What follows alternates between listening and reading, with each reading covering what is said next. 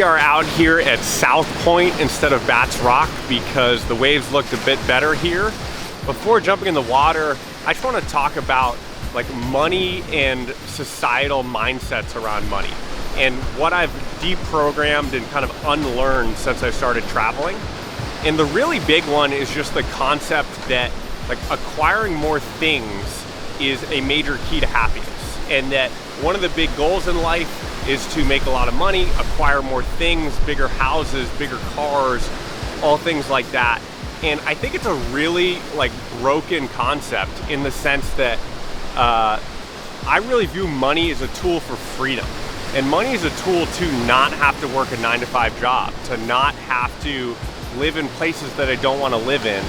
And that's been a really big shift. And it's a question for you of, do you view making more money as a way to increase your quality of life? Or do you view making more money as a way to increase your freedom and your control over your time? And I think it's just a really important question to ask yourself. I had a call a couple days ago with a Silicon Valley person who's very successful, makes a large salary at a large tech company, and he's thinking about, how do I start a business to replace my existing income?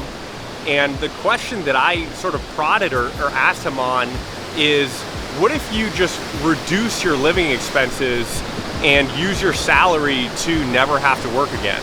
And it's something that's been really big in my life, of learning that I can live a fantastic life internationally on $20,000 to $30,000 per year, and realizing that is how much money I probably want to spend on an indefinite basis. Like, I want to live cheaply forever, no matter how much money I make. And realizing that has been critical because, like, when you look at your early retirement calculation, which I'll walk you through it if you've never thought about this before, but it's like, to be able to retire, you need 4% of your total saved assets to be able to cover your annual life expenses. So that means, in simple terms, if you have $500,000 saved, then at 4%, that means your annual lifestyle cost would have to be $20,000 per year, which is actually doable if you wanted to do that. But it's just something really to think about, because you're going to make money for X number of years, let's call X 10 years, and you're going to spend money for 3 to 6 times X. So your annual spend is a much bigger input into how early you can retire and how early you can free up your time. So it's just a really big thing to think about as far as, are you falling into the classic societal trap of lifestyle inflation, which is when you make more money, you're just spending more money. So your salary goes up, you buy nicer things, you live in a nicer apartment, you buy a nicer house, you have a nicer car. And so in that sense, you aren't getting to retirement and to time freedom sooner. Like, you're delaying it, because as you make more money, you're only spending more. Whereas the other equation is, if you're viewing like money as a tool for freedom, as you make more money, your spending should stay the same, and so you're just banking a lot more money. And then because of compound interest and investing, it means that the earlier you make money and save money, the more that will compound over time. Because if your assets are returning, let's say like 6 to 10% per year, that means that in 10 years, the money that you saved this year is going to increase, 8% each year, and compound and grow and grow and grow. And so the earlier you start saving and living cheaper and increasing that gap between how much you're making and how much you're spending, the earlier you get to total time freedom and being able to do whatever you want. A lot of the content on my channel is going to be about like mindsets around money and how to make money and how to make money passively and how to control your time. So I appreciate you watching, and if you're enjoying this content, definitely subscribe. And enough of me talking, let's go get in the water and do some surfing.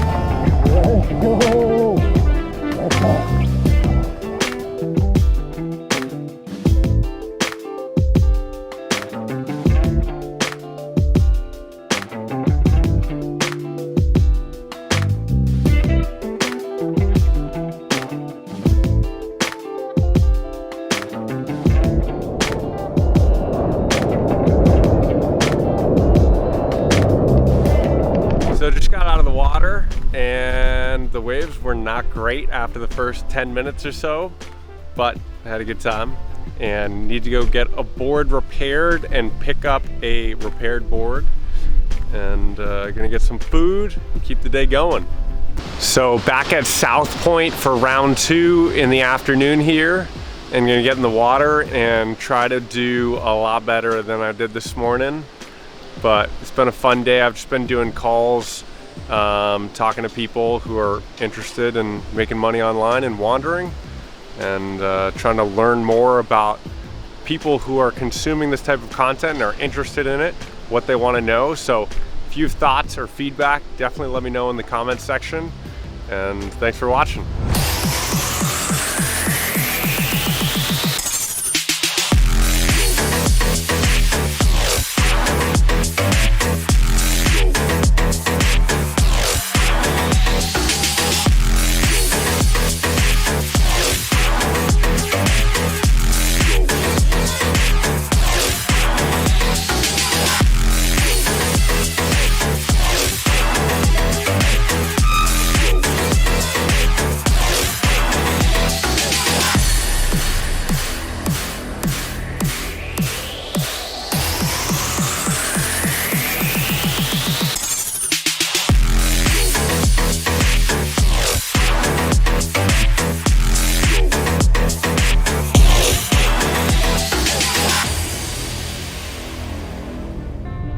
All right, so I just got out of the water, and that was definitely my best surf session since I've been in Barbados.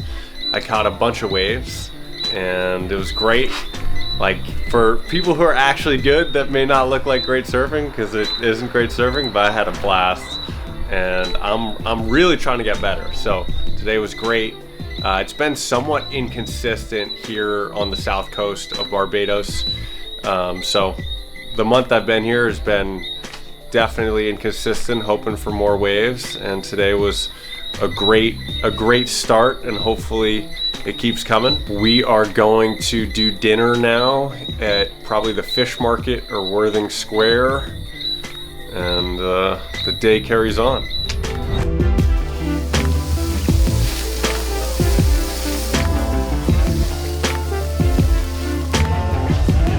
So we are at Uncle George's Fishnet Grill, which is my favorite food place within the Oistins Fish Market area. Food is fantastic, highly recommend it. Sitting with Lori and with David here, who...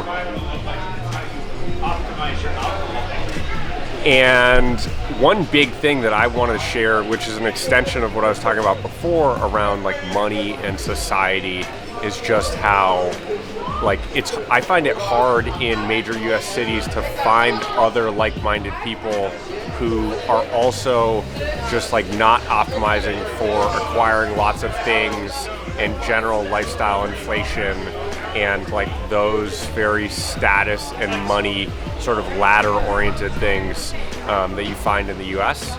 And it's much easier to find that nomading internationally. And so I'm gonna ask them for their thoughts and get their thoughts here. Really looking at money and the idea that we got from society that money makes you happy, and having a lot of money makes you happy, buying things makes you happy, and then looking where that really is true in your life and where that's not true. And what most people are gonna find is that in many cases, what we think is going to make us happy and what we spend money on has nothing to do with that. And as a result, you're able to see areas in your life where happiness comes from that requires zero money, like hanging out with friends or being in a beautiful area or making love or going for a walk. And then you're going to look at the areas that you're spending money and realize that it doesn't actually make you more happy. Even after you've spent it, you've bought the thing, you went to the restaurant, it doesn't provide any lasting happiness. And once you realize that, it gives you the opportunity to be much more intentional with money. So it can also empower you to spend money on the things that you are excited by and the things that do make you happy. So for example, now if you want to buy a $1,000 surfboard because going surfing makes you happy, then it's really easy to rewire your brain and said, yeah, I'll spend $1,000 on a board, whereas before you might have not done that. So that's point number one. The second point is really treating money as an energy. So it's really, if you dig deep into what money is, it's just a store of value of us people and trusting each other, and instead of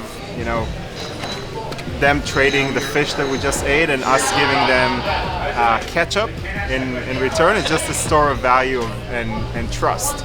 And once you realize that money is not good, it's not bad, there's nothing to be like in my family there was a lot of scarcity, and my family came from the Soviet Union, there wasn't a lot of food around. So there's always been this scarcity around money, and if that's where you approach money, then you're likely to stay in that loop and always feeling like you don't have enough.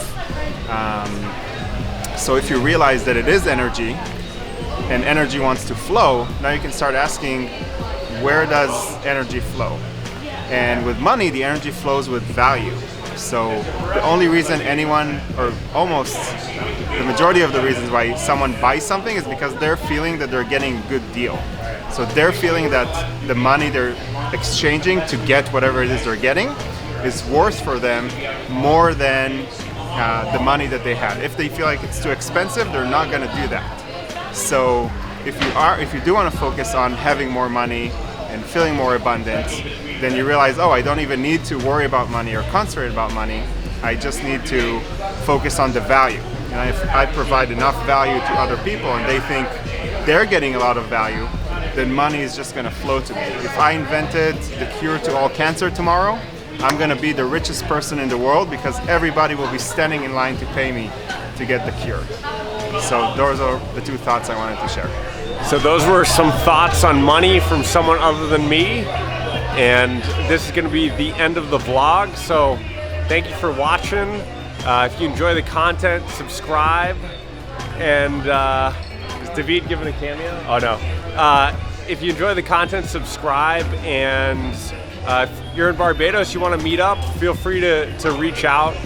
You can drop a comment. You can hit me on Instagram, Cam Woodsum. I'm friendly.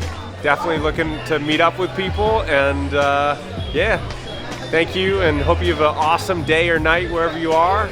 And have a good one.